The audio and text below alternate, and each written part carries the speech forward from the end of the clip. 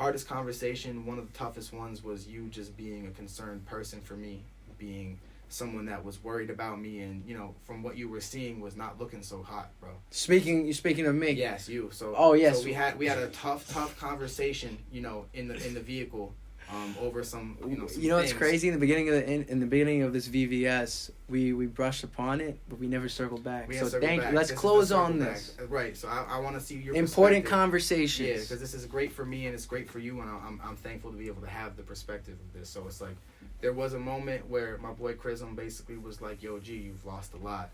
You don't really have any money saved right now. You're sleeping on the floor. You just told me.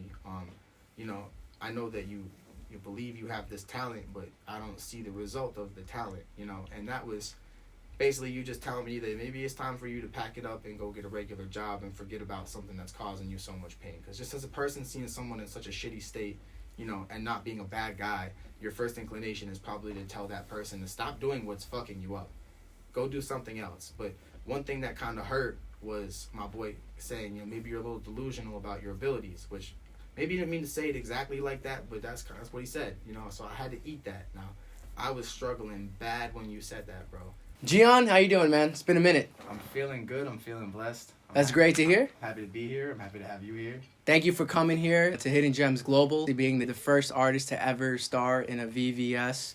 When I first met you, you played me one of the craziest songs I ever heard. Firstly, I want to ask you, what caused you to change your name from Gian Life to Gian? Because when I met you, your name was Gian Life, and now you're going by Gian. So what was the thought process behind that decision? There was a couple different things that pushed me to the point for the name change. The first thing being is I named myself Gian Life at a time where I was struggling emotionally, mentally, physically. I was very sunk. I was very down bad. And when I was creating my music and when I was, dreaming my dream, which was to get my music to the world, I decided to name myself Gian Life. Not just so other people would see my name and think life, but so that I would personally see my name and I would remember, that's my message to myself, life. This is your life. The message is to be alive, is to be happy to be alive, is that life is a gift. And I wanted people to see my name and think life. So that was where Gian Life came from. But, I went through a lot of things where I struggled with my identity. I struggled with where I was at as a man and as an artist. And, I felt very strongly that I was at a point that was very low and that another human being was trying to build a narrative for themselves around where my music comes from and where my name comes from, as opposed to letting me build my own narrative and be my own man. They were, stifling what I made the name in the first place, Gian Life doesn't have to exist unless I say it does. And to be honest, I'm in a space now where I'm up mentally and I'm so happy with myself and proud of myself and feeling good about who I am, and I've overcome certain things that were hurting me that I don't need that message of life anymore. People are just going to see that in me as Gian. And so, I didn't have to come up with a superhero name or, some type of interesting, catchy name for people to latch onto, because my name is Gian and I was born an artist, and I don't have to come up with some second name for me as the artist. Gian is the artist. So, I'm very proud to be able to say that that's what you could find me on any platform as, Gian. Understood. So you kind of evolved from Gian Life to Gian. Yeah, you hear the music, it's going to grip you emotionally. You're going to see someone that's very in touch with how they feel. So, Gian is that artist. It was definitely not easy to change my name, bro. It wasn't easy. I liked that name. I loved why I did it. But you know what? I didn't need it anymore. Mm-hmm. I didn't need that message for myself. I already believe in that life that I live now. And I don't need anybody else to put some weight on top of me more as to why I am and who I am and what I do. I'm stepped into my own. Understood. I don't know if you're aware of the artist named Cowboy out in Philly. He's Meek Mill's artist. He's a dream chaser. Okay. He used to go by 147 Cowboy. And then when he reached that point where he was more than what he was originally set forth, I know you had said that you began your journey on putting your version of life into art at 13. Seeing a name transition to invoke not only seriousness but authenticity is something that creators would say is a game changer. It's a game changer. It's the next step. You look at someone as Lil Pump. He tried to change his name to Lil Jetski, but obviously it didn't stick No. because there wasn't that level of seriousness. Where was the change in the person for, you know, the viewer, and where was the change in the art? I never heard his music change. For me, you know, I dropped only one song under GIAN Life. It was a song that was a message about... Dandelion, correct? Correct, absolutely. Yeah. And that was a message about rebirth, you know, regrowing yourself from a dark place. You know, if you know what a dandelion is, you know that they essentially die.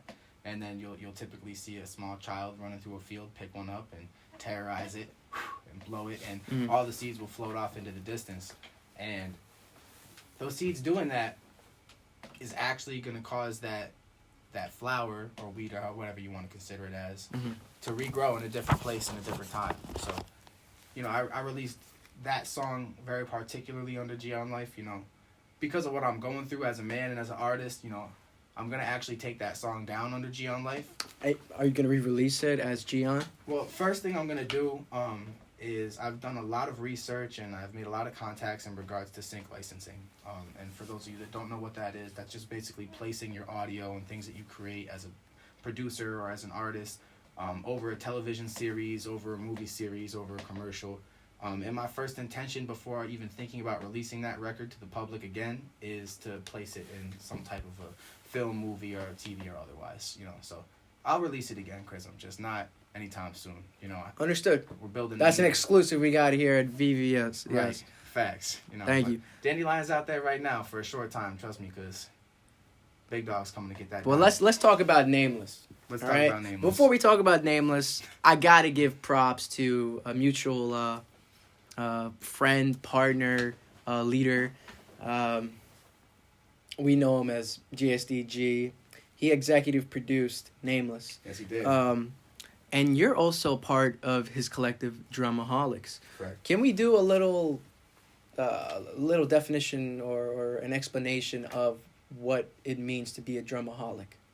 If I may say so, and I don't normally speak on this behalf, Ja's going to be the one to normally speak on this. But what I would say, with his permission, is that in reality, being a drumaholic really means one thing.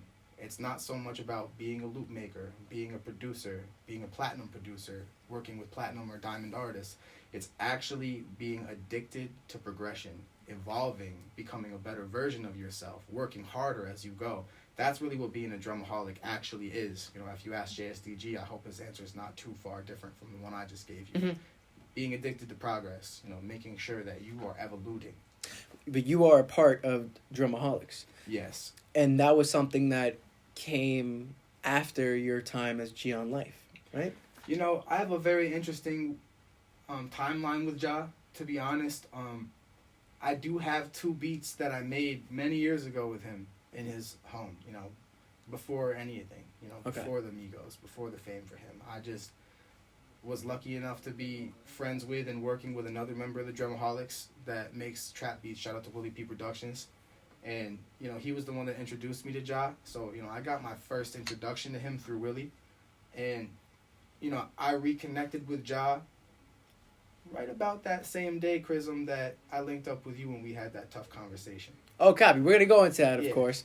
That is great to hear that you are locked in and you're ready to take on your future upcoming projects alongside not only his skill and talent, but his guidance. Leadership, You know, he guidance, education. Honestly, like, not a lot of your friends are going to, like, push you. How important is that? It's everything. You're going to go nowhere if you don't have the right people to surround you. If you don't have someone better than you around you all the time at what it is that you inspire to do and inspire to be, you're literally going to prolong your process or, in fact, destroy your process. You know, so having somebody that is accountable, respectful, professional, credible for that matter, if you don't have that around you, I don't know how it's possible. And I didn't really understand that. But, you know, I started over time to see, like, the way that I would respond to just being completely alone in some of the things that I was doing. It's difficult. You know, I do need a guitarist that's as good as me around. I do need a singer as good as me. Better than me, please, if anything. And, you know, thank God I have attracted those things into my life because I needed them. You know, so I could become a better man and a better artist. But it's critical, to answer your question. It's very critical, Prism. Okay. And how important as an artist is keeping your circle small? When I say circle, I mean your inner circle. I think it's very important. For me personally, to give you an idea, I have about 4, maybe 5 people in my inner circle. Every person that I spend time with on a daily basis is an artist. Mm-hmm. I don't really have a lot of friends that are living outside of that realm. I don't attract those types of people, and I don't require them, although, you know, I can still be cordial and have relationships with those people. In reality, you need to be around artists. So I got Jake Taz. Shout out Jake. Shout out Jake Taz. I got Razart. Shout out Kevin Pedraza. I got Safa, you know, Safa Karatikin. I have JSDG. You know, I got Tim. You know, these are people that I know that live and die by their art. Mm-hmm.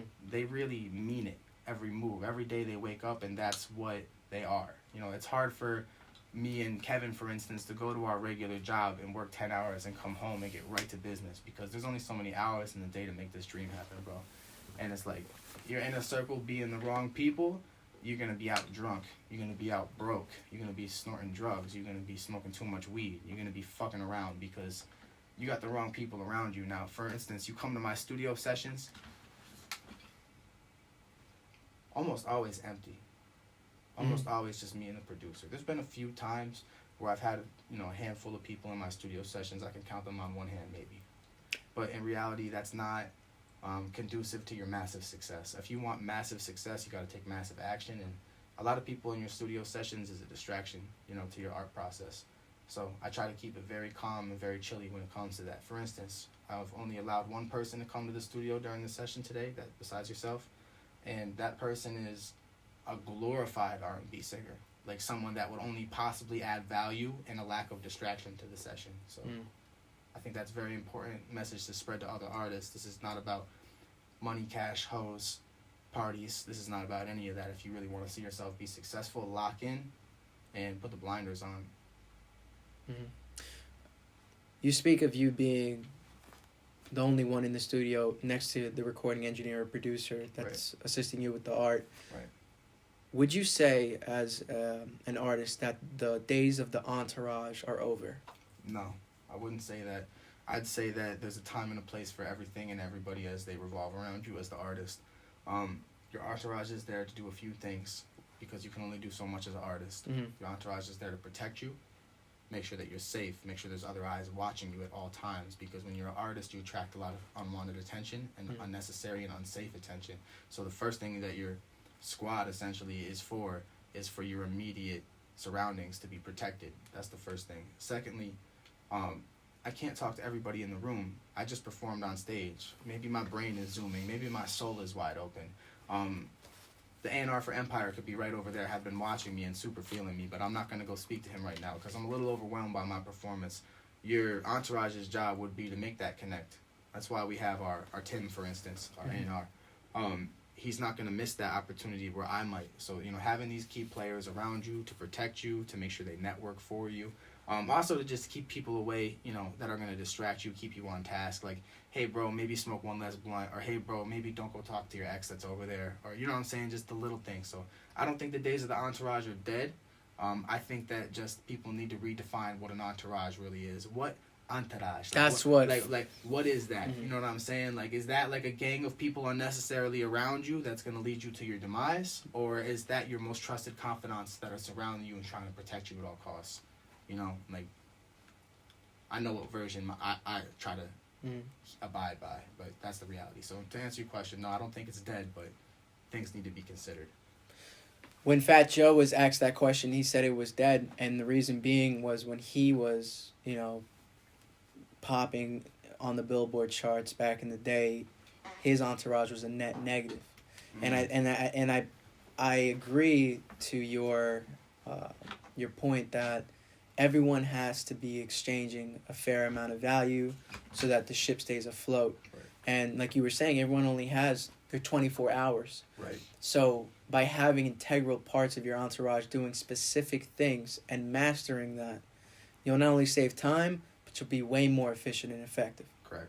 So that's great. It's great to hear. This is a little fun question. Was there anything that you know today that you wish you would have known when you first started as an artistic individual, when you started creating your art? Was there something that you know today that you would have seen being of immense value to you earlier in your career?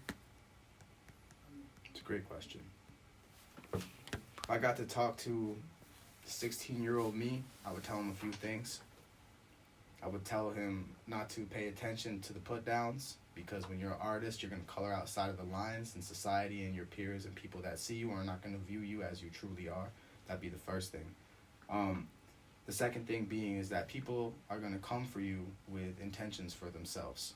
They're going to come to you and they're going to do whatever they can to get a hold of you. And the reason being is because those people can't produce anything on their own. They're going to need your blessing, your gift, your creative abilities that God gave you in order to get where they want to be. So with that being said, I would say that educate yourself now and don't allow anybody to fool you into doing something that you can easily go and learn yourself. You just have to believe in yourself enough to do it. That comes with confidence. At that age, I didn't have confidence. I didn't believe in my mental abilities. I didn't believe in my artistic abilities, even though I far exceed people mentally and artistically. It's self-confidence that's really the driving factor. So I would just say, if I could talk to younger me, it would be grow your confidence. And when these people try to come for you and try to sell you your own dream, know that everything that they're trying to tell you that they can do for you is something that you can actually do all on your own. And for the most part, people that are speaking are normally not the ones that are doing. So be careful with that, my young friends. How does success and failure affect your progression as an artist? There is no success without massive failure. Nobody that was ever truly successful didn't fail horribly, didn't lose a lot, didn't sacrifice everything that they had. Very rarely do you ever hear a story about somebody that just had it all, life was normal for them, and they walked right into an even better situation. That almost never happens unless you're a very rich person, and even then you're existing on a fake premise and a fake lifestyle because you didn't really earn anything that you've created for yourself. You just kind of were given it. So you must fail in order to succeed. It is critical. So when you're failing, it's important not to allow yourself to speak negatively, to tell yourself it's okay to quit, or to tell yourself you're a failure or a loser, or maybe I shouldn't be doing this, because in reality, those are called reps, my friends. And what you have to do is you have to get smacked and punched and kicked and stolen from and robbed and be broke and lose your friends and lose your lover and have friends die and have your family disrespect the shit out of you and just really be all on your own in this journey. This shit is not sweet. It's not fun. Like, but you really have to be careful of that. You really do. Damn, that overwhelmed myself. Yeah, sounds like you've been through some severe experiences. I have a lot of perspective. But that gained that aided to a lot of growth, right? It did. Well, it caused the art to be tremendously important to me. You know, it just meant that it's all or nothing when it comes to this shit. You don't really have.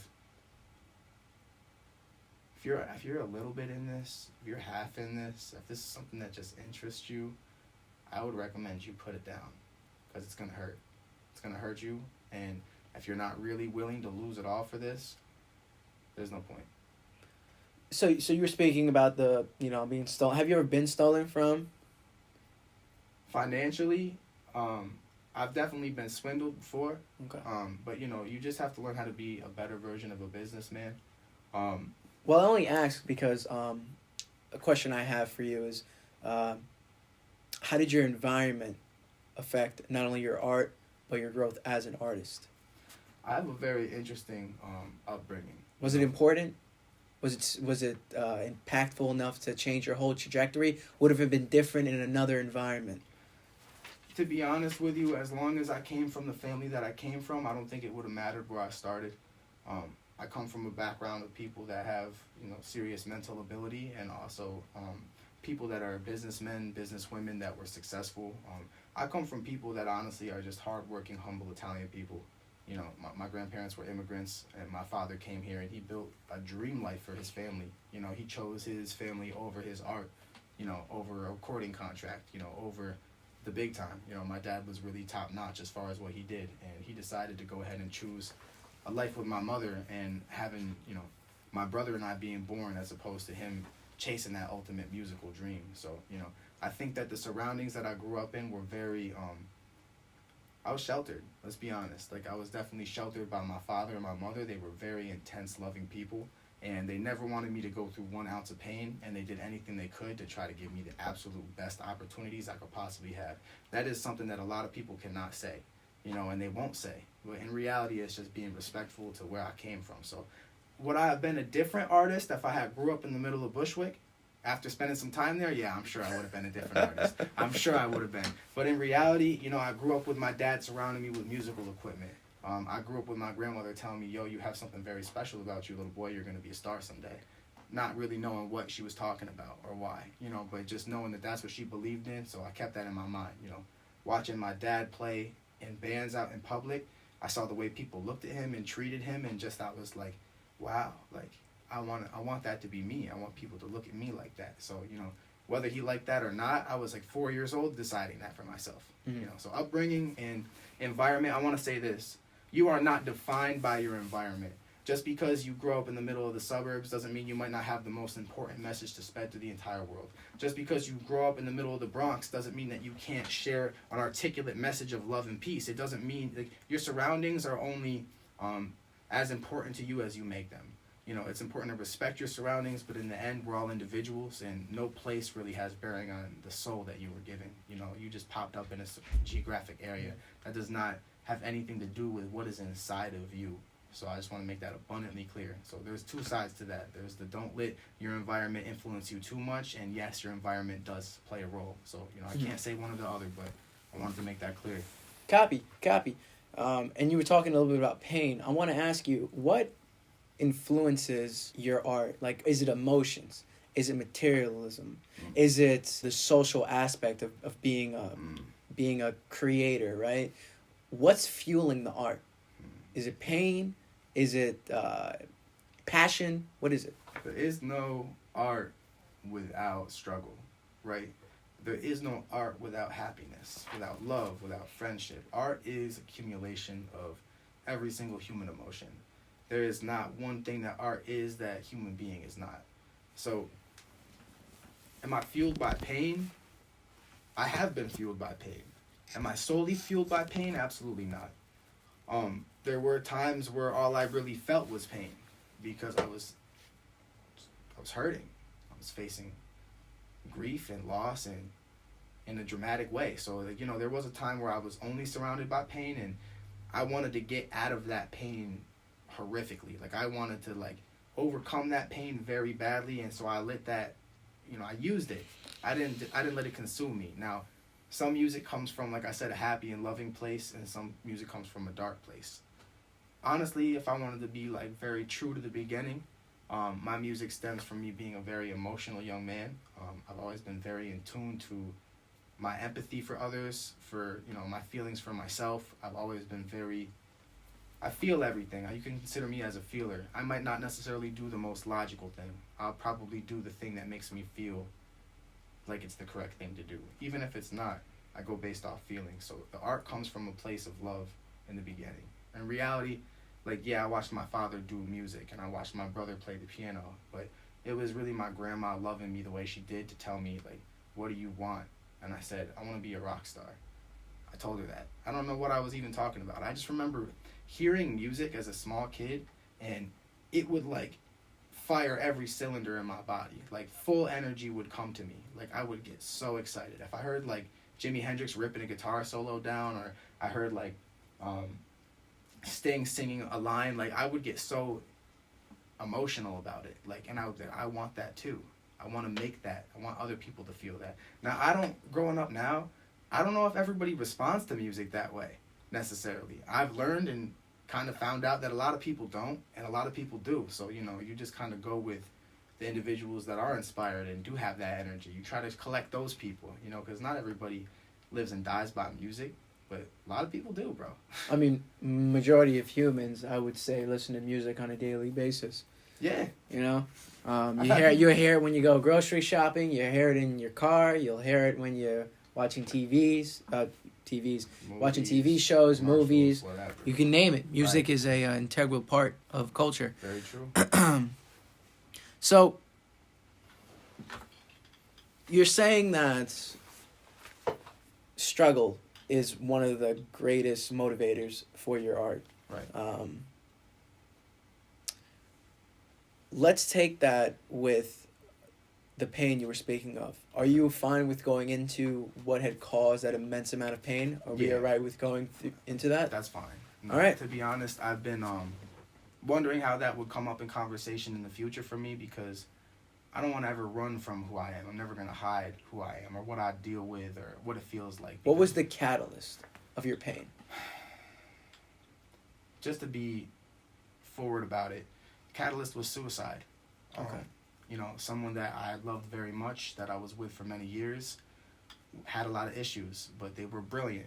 They were a phenomenal writer. They were so caring and so excited to be around me, for instance, just like absolutely just a beautiful person, but struggled a lot. So I struggled watching that person hurt themselves and make poor decisions for themselves physically. I struggled watching them hurt. Like, when you love something, your immediate necessity is to protect it by any means, no matter what the cost to you or anything else. You want to protect that. So when you see what you love hurting itself, it kind of deranges you a little bit.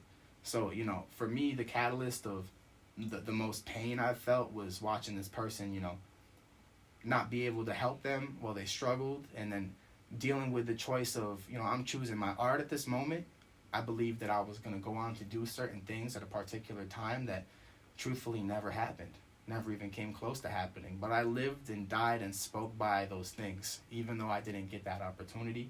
And, during that time, I watched that person struggle, and then they took their own life. And that was my lover, So very difficult to put into words, difficult to grow. But it's been about 4 years now, actually 4 years as of 2 days ago.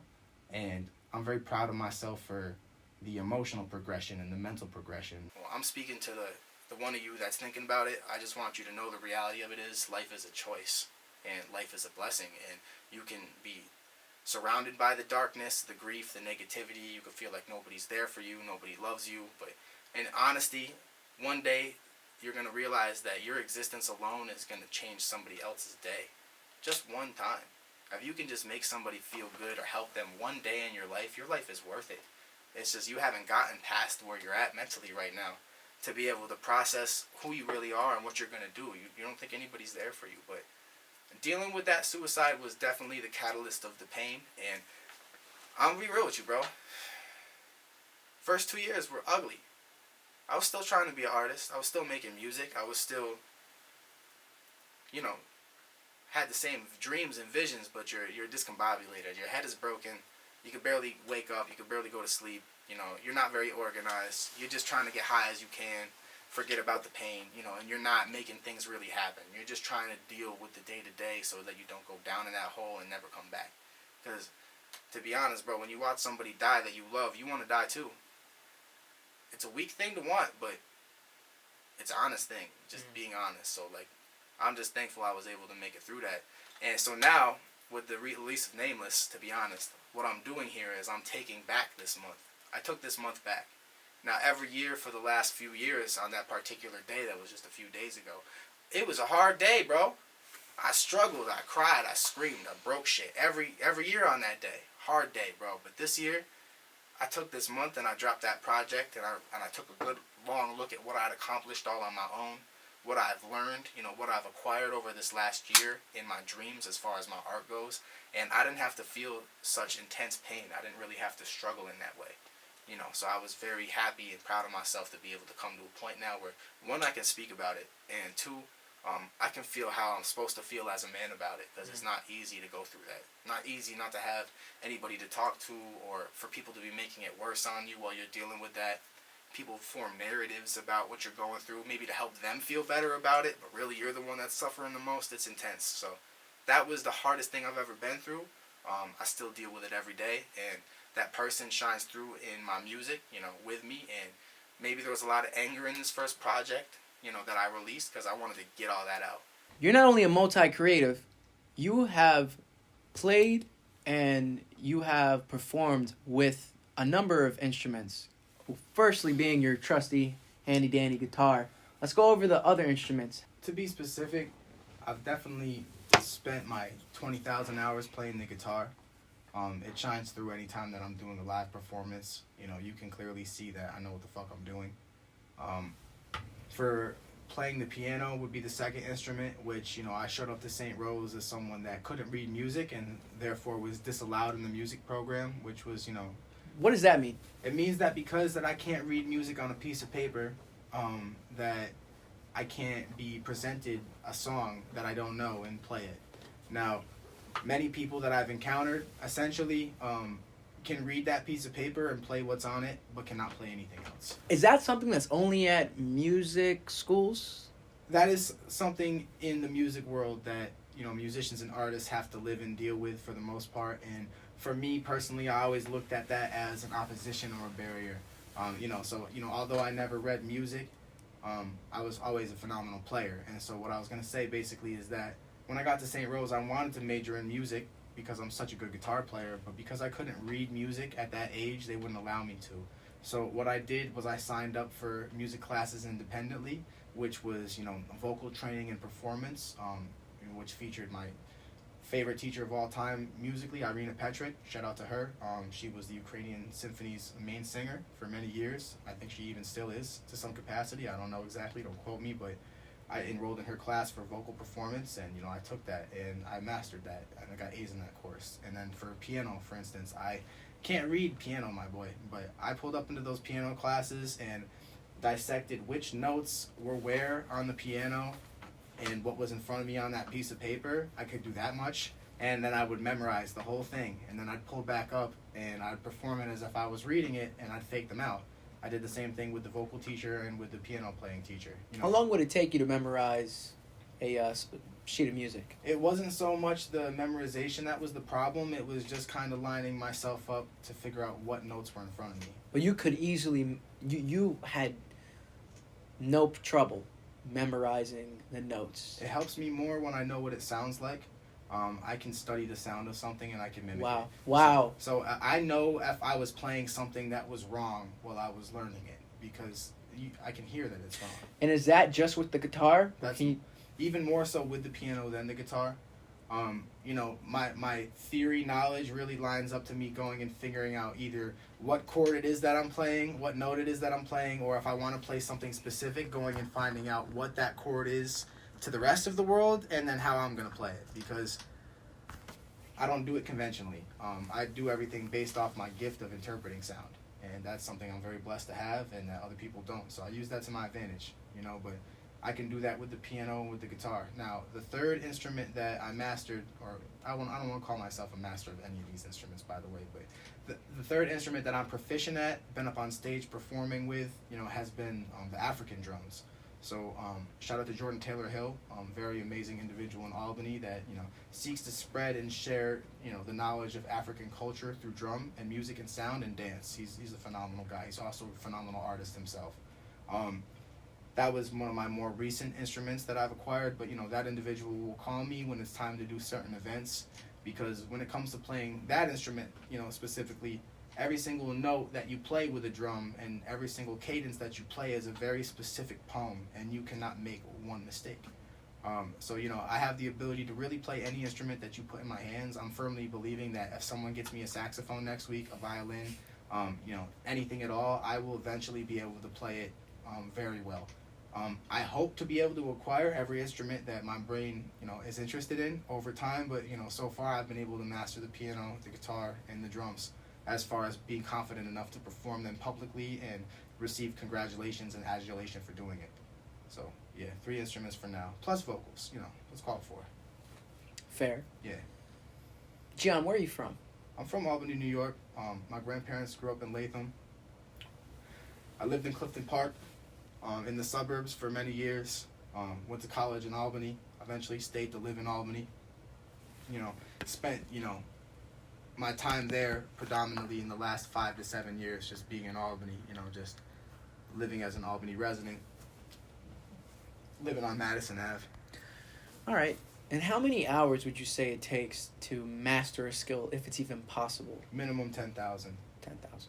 Minimum. Every single one of them. And you've been practicing guitar for 20,000 hours. More than that.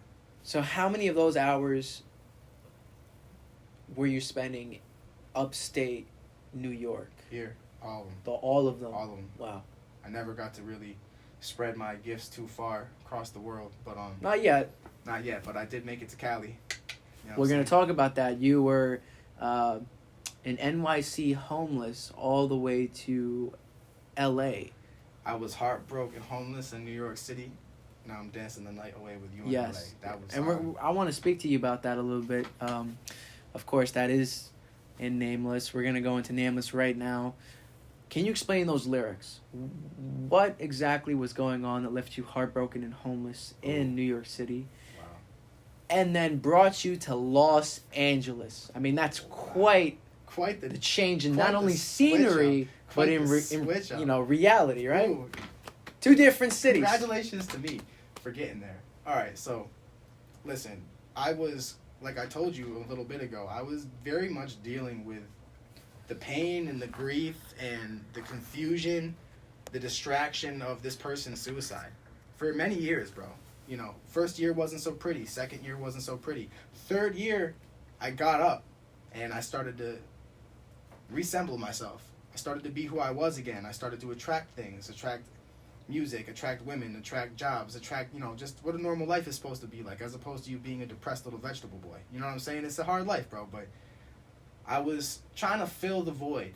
I was trying to fill the hole of that inside me, which cannot be filled through any means besides a harsh lesson in self-confidence and like vigorously growing that self-confidence. So I was trying to fill the void of that pain with, the wrong women.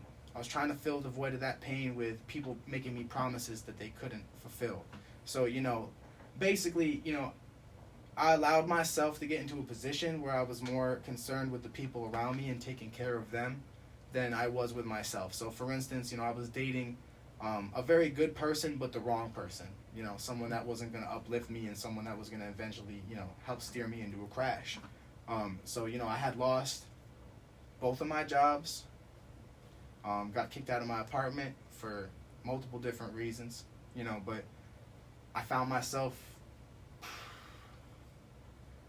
December, early January of only 1 year ago, having no place to go, not sure what I was going to do. I packed all my shit up and I put it in my dad's garage under his salon that he has. And it was about 5 degrees out, and I slept in the garage for a week. And I called up my boy, Jake Taz, and I said, yo, Jake, what's good with our boy? He offered me an apartment. I still got some money left. I don't know what I'm going to do. I'm kind of in a real bad place right now. And so Jake, being the great friend that he is, went out of his way to call our other friend Thomas up, and he acquired me a place to stay for the month, basically. Like, just put me in a whole house, just like let me rock out. Now, I was trying to get jobs and figure out what was next, but unfortunately the situation didn't really pan out for me to get in that spot the way I wanted to, because of other circumstances I'm not going to speak about. But basically, I found myself again having nowhere to go. Now, what's a vegetable boy? A vegetable boy? Yeah, it's something I want to ask you. That was just a funny, cute way for me to say, like, someone that is not moving, not changing, not fixing themselves, not thinking. So, like, a vegetable does what? It just... Nothing. It does nothing. Nothing at all. And so it was a joke at myself. I was a vegetable. Okay. That's just a funny way to put some comedic value on. No, I get you. No, I get you. situation. I get what you're saying. I just want to let the viewers said, know that it wasn't boy?" it wasn't by any means offensive to anyone at all. No, and everyone yeah. is good to do whatever they want. That's right. We love everybody. I definitely love everybody. Of I'm course. very open and honest. Of course. About, You're instilling life into your art and giving it out to the public. Right. And in this case, I was told by someone recently that I was helping them with their pain. And they said that, this album will always be the soundtrack to this time that they went through now. And I was so proud because in reality, the first thing that I remember, thinking to myself is that my life is so full of joy because I travel around and I have the soundtrack to my life in the form of instrumentals and music that I created that's just so beautiful. I have my own soundtrack. And for the first time now, I get to actually share that soundtrack and it be someone else's soundtrack to their life now. Why Nameless? Why did you call your most recent release, your first project of 2023, Nameless?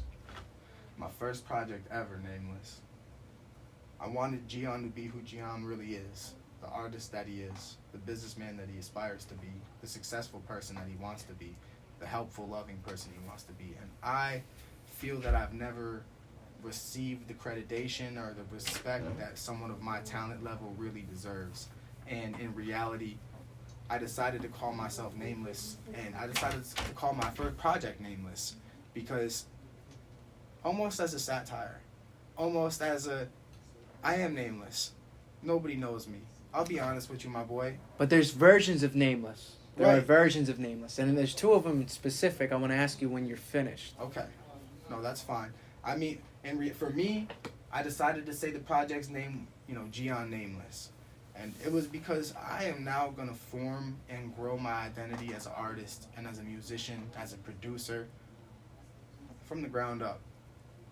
Because I doubted myself before. And nobody really cares who I am right now. But you know what?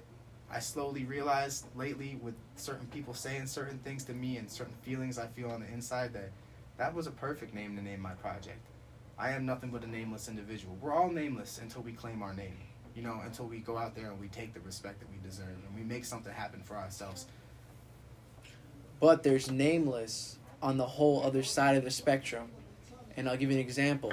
The man who created and invented the microwave. Do you know his name? No, I don't know his name either. I don't know. But the reason why I say it is because his innovation, what he created, what he built, was so useful, was so innovative to society that it completely took his name out of the question, and it was provided so much value that he was nameless. But he was nameless in a good way. I understand. His invention, what we use on a day-to-day basis, some of us, overtook his name. And he's nameless in that sense. Is that what you're looking for in your art? You want your art to speak so strongly, so in such a way that it's transparent seamlessly with everything else. You took it to a separate, beautiful realm. Now, just to be honest, I just wanted to give respect to the name that my grandfather had given me. Okay. GIAN.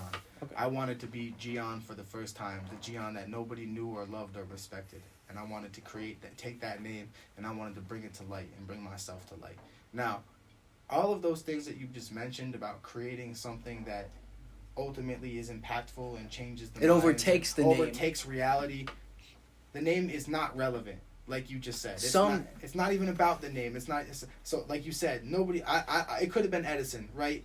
Right. Maybe my brain says it's Edison. Maybe I'm wrong. It doesn't matter. But the point is that the invention, the creation, impacted everybody so much so that it is everywhere, and that they can't live without it, and that it's something that they need to use. Now, maybe a microwave is a little bit too simple of a comparison. But well, there are some projects released by some artists that fans, avid listeners only know the project name. They don't even know the artist that's making the music. Saying it, and that's a fact. So we can speak to that, and I'm glad that you kind of put that in my head, Chrism, because I will keep that in the back of my mind and realize that also there's multiple ways that we can look at this project. Of course, that's kind of how I theorize. Being nameless is deep. You know what I'm saying? It's very deep for me. But I'm GIAN, and I'm claiming back my name, and I'm claiming my life.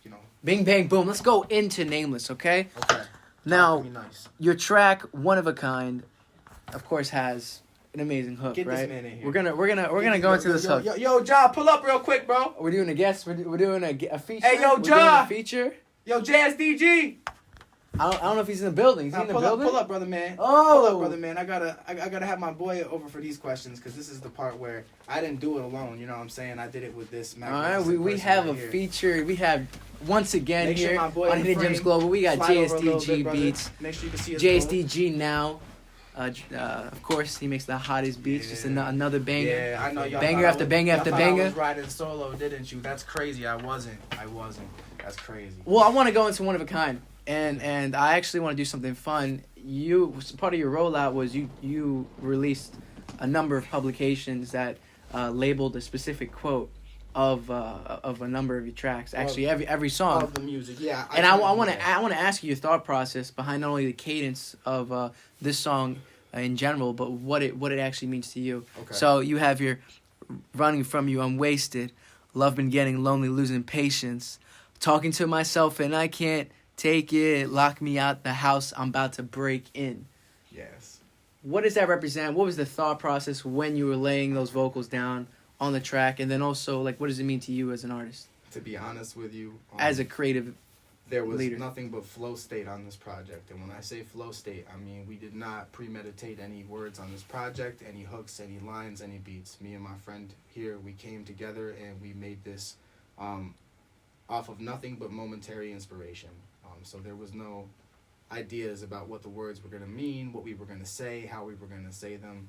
You know, I interpreted and dissected and was lucky enough to consume a particular style, and thanks to Ja, because he introduced me, you know, and put me in the same room as Desiigner. And Ja was really the one that suggested, well, this is someone that's got massive amount of accreditation and success. Why don't you take your abilities and your skill that you have and give this process a try?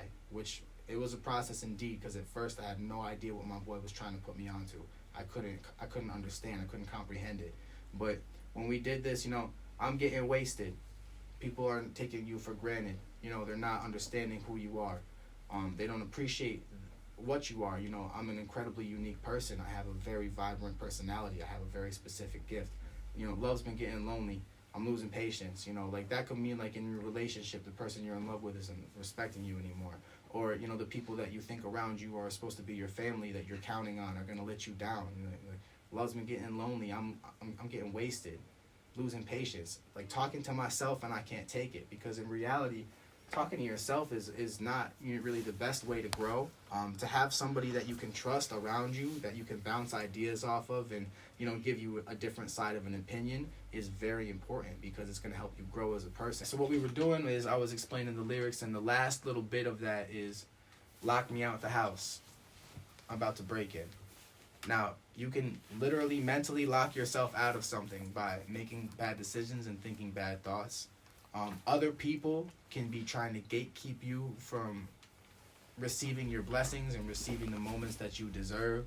And I was telling myself, whether it was me to blame or it was somebody else, no matter who put the locks on the door, I was going to kick that bitch down and we were going inside. You know, so what inspires certain words maybe comes from a real life experience, or maybe it comes from a real life feeling. But every single word on this project came directly out of my heart and my mind. And to be honest, this project really being nameless was the therapy of GIAN.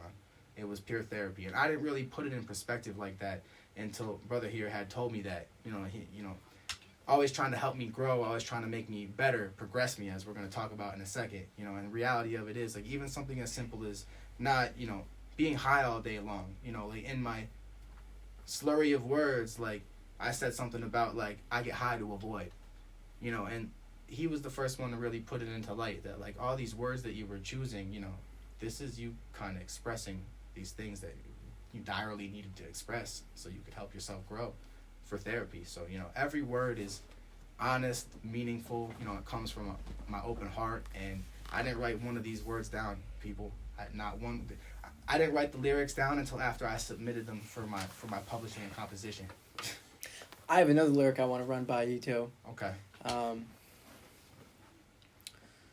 How's it a waste of time when I'm just living life, or when I'm living life? How the fuck you wasted time if you lived life? If you live life. Right. That was a great bar, because it completely puts the whole idea of, I wasted so much time doing this and that. But in reality, it's an experience. How long did it take you guys to put together the 7 tracks? I know one of them was co-produced with another, and then one of them is straight up France, the Hurricane. My boy Dion So Wave, shout out to Dion. Shout out him. But how was that experience? So the experience was like unique. It was raw. It was trial and error. The first track, it was the first phase of his process, and then we went back to the first track, and we realized that all the tracks we recorded, it was like, wow, I did understand the process. Like, he had to try it, like he said earlier, and it was just smooth. That's the best word I can choose. Smooth, baby. Smooth. But yeah, you know, as far as how long it took, well, if we technically started in June June 17th. and it came out 6 months, you know, technically 6 months of going through the process, and not just the process of making the music, the process of progressing as a being. Progressing. I want to go into that. Let's In the get it. beginning of the interview, I had asked GIAN, you know, you're a VVS star artist, but not only just an artist, you're also a drumaholic. And I asked him, what is his description, or what could even be labeled as a drumaholic, and he was talking about it doesn't matter about well, there are multiple avenues that make someone a drumaholic, and it all comes down to being able to progress. Mm-hmm. Can you give us the official definition of a drumaholic? Because I told him this is just my... Okay. Yeah. So first, drumaholic members, drumaholics, a holic, it has an addiction, right? So it's drumaholics because we're addicted to the drums, but you're also addicted to progress and progressing as a being on this earth, on this planet. You know, it's a little deeper than music. I'm a vegan. I'm also someone that takes health seriously, right? So those are all different ways, you know, making food, cooking, and stuff like that. That's all avenues. Studying. You know, studying, music, of course, networking, progressing in anything that you do. You cannot be standing still in anything because everything is connected, you know. But overall, it's about being the best being that you could be, because you don't have to be the best person, just a being, you know. Yes, Drumaholics is really all about progressing. You're pretty much spot on. Yeah. Listen, I dare to be great, and I never want to misquote him because I consider him the leader of the pack. You know what I'm saying? Because Of course. if someone asks me what being a drumaholics is, I'm going to tell you flat out it's about being addicted to progress and bettering yourself as a person before making a beat. I didn't know how to use FL Studios 6 months ago. I didn't know I was going to be producing more than parts of my songs, just not just adding guitar, but adding drums, adding kicks, adding hats, you know, putting them in a sequence, and then being able to pass them to someone else is like glorious. It's a glorious process from going, you know, I remember like having all the tools a year before I ever met him, but like frustratedly slamming my computer down and not being patient enough and a headspace enough to learn. You know, one of my favorite parts about what he says is learning is a part of the progress. So it's like, it doesn't matter if I want to learn how to do a muscle up because I'm interested in my health, or if I want to learn maybe a psychological concept so I can study somebody that maybe is bothering me. I want to know about them. All of these things come down to you getting better. Learning is really the main thing. You have to be willing and patient enough to learn so you can get better. You know. So we were speaking about 6 months in the past. Let's talk about the future. All Let's talk right. about We actually right when JSDG came into the interview, surprise featured guest. Shout out you. We didn't even brush upon Desiigner. We didn't brush upon you not only working on one track with Desiigner, but I believe you worked on two of them. I was lucky enough to watch that man go through his process as the artist that he is. I feel like I'm very blessed to have been able to done that because it gave me the I'm a please show me, don't tell me type of person when it comes to my learning. So, you know, I have a lot of friends that say, please do this, learn that, you'll be better off if you do this, but they'll be able to tell me this without showing me. He suggested me do that before I encountered him, but he actually, you know, brought me into the room and was able to have someone show me, and that's really where I become dangerous, is because that's my learning style. So, I mean, yes, I did get to add a loop to one of Desiigner's songs. I did get lucky enough to put some of my strings over one of Desiigner's songs.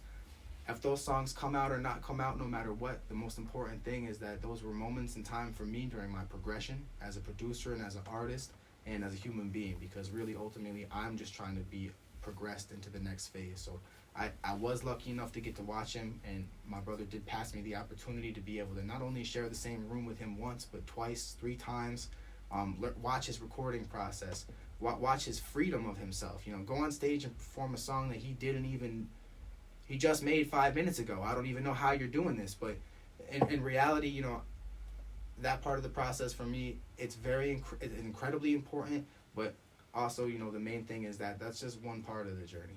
You know, it's a very small part of the journey and a large journey. So very lucky to be able to work around Desiigner. Also, you know, other artists as well, you know, thanks to him. But that's just the first of many people that I'm going to encounter, that I'm going to learn from, that I'm going to be able to express my gifts with. And, you know, I'm looking forward to the future of, you know, what's next for me as a producer, as an artist, as a writer, as someone that operates in sync, you know, someone that, you know, is financially intelligent, someone that takes care of his family, and someone that uplifts the people he cares about and loves the most, you know. That being a very important moment. So, thank you for bringing it up.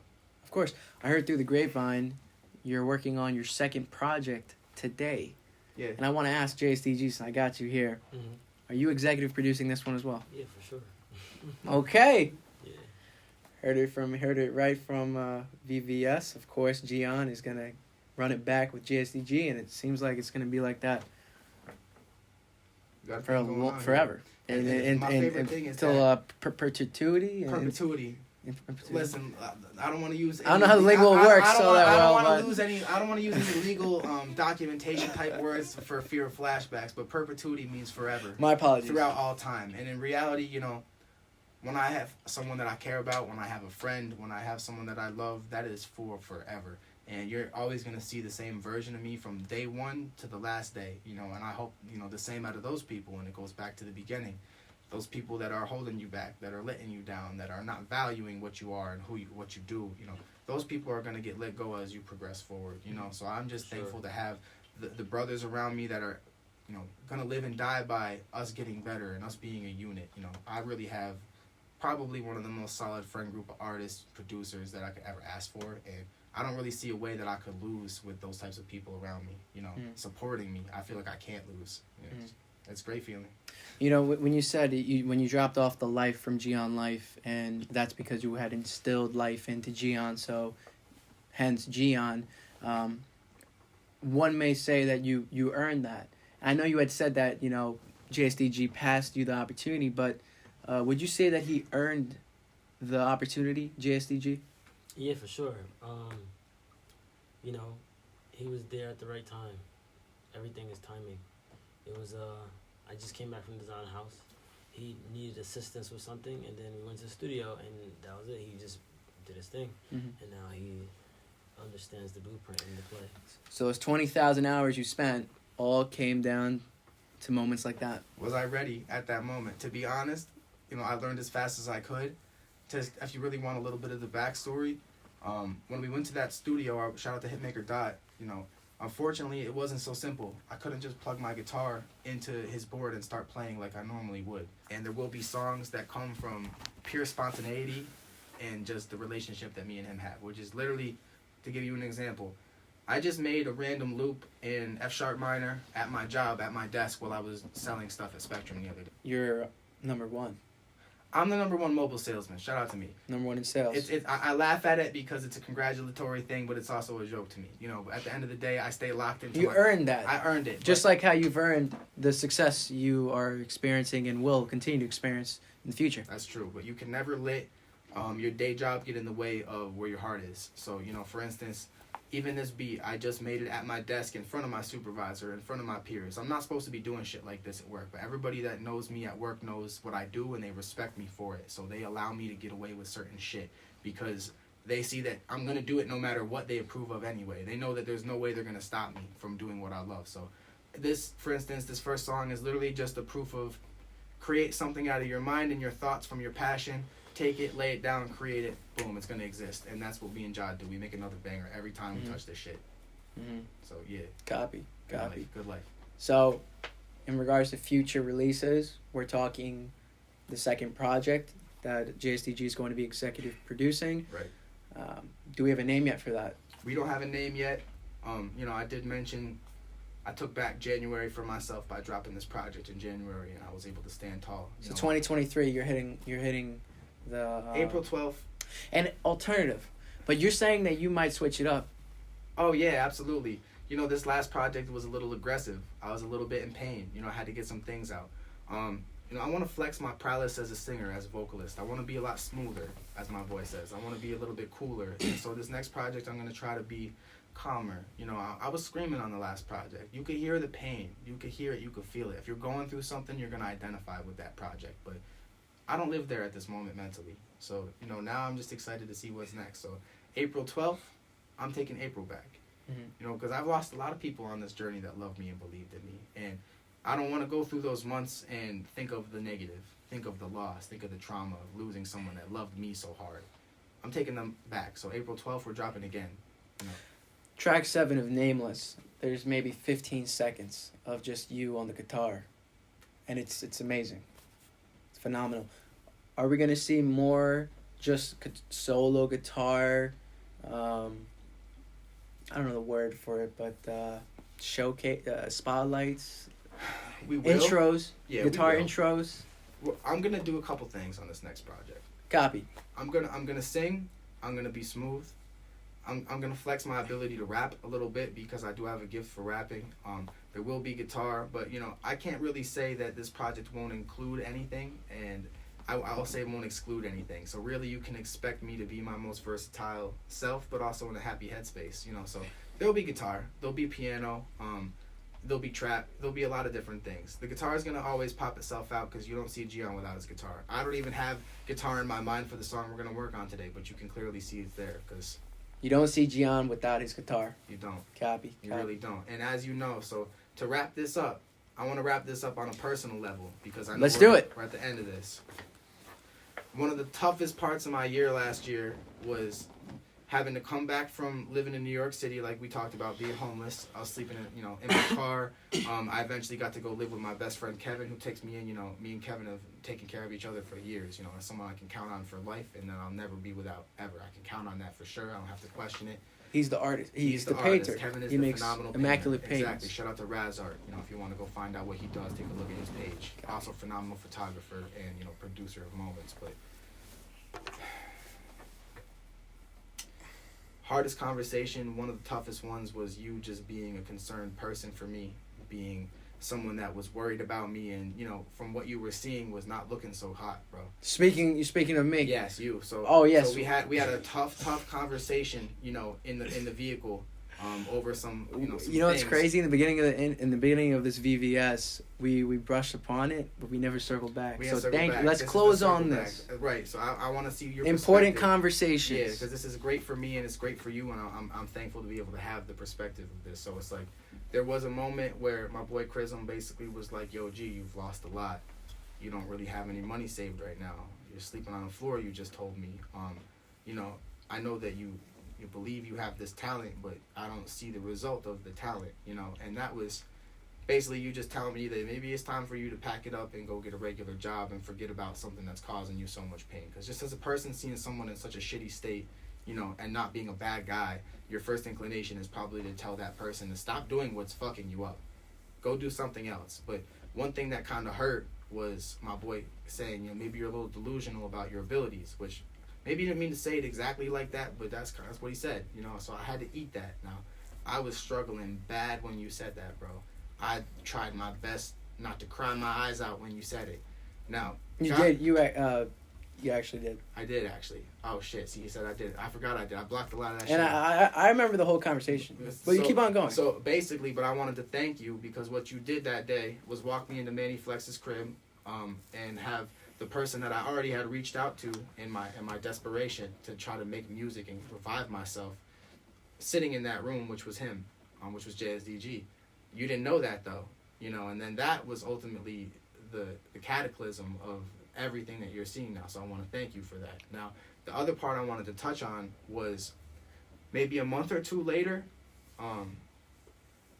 I am walking on stage in essentially a battle of the bands, but it's me all alone, and I got my guitar, and I'm thinking about my brother Tori Williams, and I'm like, I'm gonna go up there and I'm gonna sing this song for my boy, and I'm gonna get this shit out, in front of everybody, even though I'm alone up here, even though I don't have a band and nobody's gonna dance around to my shit. I'm gonna go up here and be myself and love myself and do this. So Chrism was in the audience that day, and I maybe made it 10 seconds into me singing my version of Erase Me by Kid Cudi, and like in the background you could just hear people singing the lyrics, screaming, hollering. I'm like, wow, like I couldn't even believe what was happening. I was just too in the moment to really perceive it. But my boy Chrism was sitting there, and at the end of it, I came up to you, and you kind of were like, "Gee, I was wrong, and you made me cry." And I wanted to get your perspective from your side of this now, seeing, you know, who you see me with and see me what I'm doing and watch me in that moment. Like, what do you really truly feel? Sure. So when I first met you, it was in a car with an individual, and I can speak about it. And I was telling you about like my experiences in Albany, and you actually told me you knew Job the first day with JSDG, the first day I met you, and it was crazy because everything was on parallel. So I'm like, okay, this is a good sign. I want to continue the relationship, and we kept on building our rapport. And one of the things that I was speaking about when it comes to like the lack of ability, that you were saying, was more about the image, because we didn't touch upon this interview. How old are you? 28 years old. So I didn't know what I knew back then, of course. You know, everyone's growing and developing, Right. but, you know, progressing. But it's many people, and at that time you were more around rap. I didn't know about the alternative when we had that conversation. I know, I knew that you could sing, but I didn't know anything like Hurricane could be created. And it was more about like everyone wants to see that young face. You know, the kids, especially if we're looking at what's going on in New York City with the drill scene. You know, look at Didi Osama. Shout out him and his team. You know, I don't think he's 18 yet. It's in New York. It was. I mean, you do have Fabio Foreign. You have your Fabio Foreigns. You have your Benny the Butchers. But it's like a young cat's game. That was the perspective I was coming at. Right. And I'm sure you remember that was where I was coming at, like the whole image perspective and how you would spend. Art or the image is what you asked me. And what I was saying was, if you're looking to sell the image, which that's what they're doing. You know, that's where the bread right is at for people who sell image. Of course, you're more than that. You know, guitar, placement, syncs, all of that. But that's where I was coming at. I wanna definitely let you know that's what I was saying. And you were also speaking about some of your hardships and what you were going through on a personal level, and you know, having that earned income. Because I don't think at that time you were working. I don't know if I think you had told me you were trying to get a optimum, or you were trying to get a opportunity with like a service provider. When we met the first time in that car, I was working at the hospital. I mean, when the second time. The second time. Yeah, the second time, you know, I literally was just starting a job, like about to receive a job at the casino, which didn't last long. Mm-hmm. And I think I was telling you that I just had a job for like 3 weeks or a month, and then I wasn't able to be there anymore. And then I was actually going to start the second job that I'm in right now. I'm still at Spectrum as a salesman. Like you said, I'm one of the top salesmen on my team, you know, just humbly doing that job, working on my art every day, day in and day out. So, you know, that's a part of the process for me, is like also like watching people like give up on their dreams and fail themselves because they're tired. Mm-hmm. They're coming home and they're going to sleep. They're not coming home and they're going to work. You know, and you can either be a salesman for the rest of your life, or you could chase your dreams and be an artist. It's up to you. It's your of course. decision. Whether you're working 2 full times, 1 full time, that Whatever 10 to 16 hours, Yeah. Everyone has the same 24 hours. But that was where I was coming at. I was more or less like, you know, you got to cover your bases. That earned income was something that you were saying you needed for your own personal means. So that's where I was coming from. But when when you performed, of course, man, you blew the whole stadium, the whole venue, and I was very amazed by the reaction that you received from the crowd, but also the way your music made me feel there. You know, I had never experienced a performance from you until that day, and it's completely different than hearing it through MP3 or being told of how good someone is at creating the art. Right. Actually seeing and experiencing is completely different. Yeah. And that's really the answer. That's there. I'm totally supportive of all of the initiatives that you've been able to come into and take, not only capitalize on, but fulfill. And I'm looking forward to seeing your continued growth.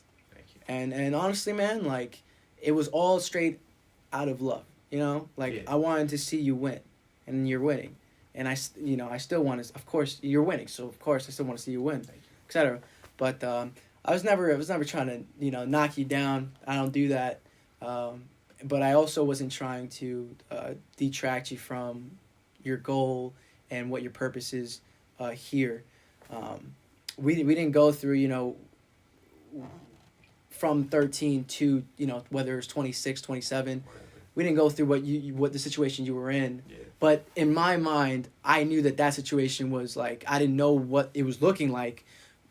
From my perspective, I'm like, okay, it's not going to let up. Like, of course, now we see that it wasn't how it was because you're here. It wasn't what it looked like. It wasn't what you were telling me. Because bad. what you explained to me is you didn't know what you had committed to. You were young. You just committed to it. Right. And I was like, I believed in myself. I think I even asked, show me what you committed to. Like, let me see if there's a loophole because I know, wanted you to get out of that. And I didn't show you, and that was something that I had to go, learn and bear myself, and I had to put my tail between my legs and go to my family, for the help, and that's something I had to go through a process of, learning and understanding.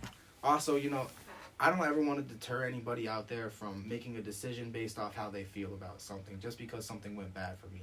I made those decisions because I felt and believed in a situation that I was in. I felt like that situation was coming from God. And you know what? For a while, I believed that was a trick. And then in reality, no. That was a part of my journey that created this person that you're seeing right now. So as bad as some of those things maybe were, they helped me, become who I really was meant to become. The situation we're not speaking about was a trick. Well, no, see, I looked at it like a trick. Like, I felt like I had lost everything. I felt like I had lost myself. I never really got to progress. I had all these things because of that. Well, no, because that obstacle. Because of me, because I was looking at things incorrectly. Because you can blame everybody else and you can blame a situation that's binding you down, but in reality, you're in control of everything. Whether you have a bad situation that you've gotten yourself into or not, it's today and tomorrow are not the same day. I can wake up tomorrow a whole new person. So that's something I had to understand, that you allow other people to hold you back and hold you down. You allow who is around you. God. Did you feel like I was holding you down, or I was like put dirt on your shine? No, that day I just felt like you were telling me to quit because you were being logical, one. And two, I also felt like maybe you didn't see in me what I know is inside of me. Which, I'm proud to be able to say that you did see that. I think I only knew you for like at least maybe a month. Yeah, you didn't this really was like know. before November. But one thing for sure is that like people out there, and that's one of the messages I said that I'd give to my younger self, was people are going to see you as not as you are. And it is your job to maintain that vision of yourself at all times. They're not going to understand your ways. They're not going to understand your gifts. But you have to be able to move in a confidence that doesn't let anybody change that.